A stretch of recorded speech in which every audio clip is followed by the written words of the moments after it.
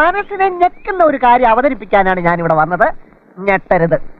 Istanbul എയർപോർട്ടിലാണ് വന്നത്. എയർപോർട്ടിന് പുറത്തിറങ്ങി city tour ചെയ്യണം എന്നൊക്കെ ആഗ്രഹം ഉണ്ടായിരുന്നു. പക്ഷേ ഞങ്ങളാരും ട്രാൻസിറ്റ് വിസ എടുത്തിട്ടില്ലായിരുന്നു. കാര്യങ്ങളൊക്കെ വ്യക്തമായല്ലോ.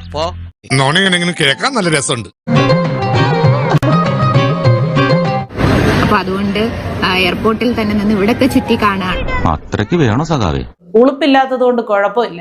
അയ്യോ, അവിടെ ട്രാൻസിറ്റ് വിസ ഒന്നും വേണ്ടായിരുന്നല്ലോ. ലോക നേതാവല്ലേ കക്ഷത്തിലിരിക്കുന്നത്. ഇവിടുന്ന് ഒരു ഫോൺ കോൾ മതിയായിരുന്നല്ലോ. എന്റെ എല്ലാ മാനവും പോയി. നാട്ടുകാരുടെ കാശല്ലേ, ചുറ്റി അടിച്ചിട്ട് വാ.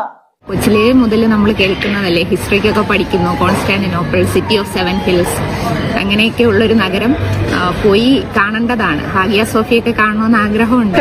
എത്ര മനോഹരമായ നടക്കാത്ത സ്വപ്നം. ഒരു ട്രാൻസിറ്റ് വിസ എങ്ങനെങ്കിലും ആരെങ്കിലും വിളിച്ച് പറഞ്ഞ് അവിടെ നിന്ന് സംഘടിപ്പിച്ചിട്ട് എല്ലായിടം ചുറ്റി കറങ്ങിയേച്ച് വന്നാ മതി. ഇനിയിപ്പോ അധികം സമയമില്ല നാട്ടുകാരുടെ കാശ് കൊണ്ട് ചുറ്റി കറങ്ങാൻ. മനസ്സിലായില്ലേ? തോന്നി അതങ്ങനെ വരൂ, അതങ്ങനെ സംഭവിക്കൂ. ഷാജി ചേട്ടാ, ഇവിടെ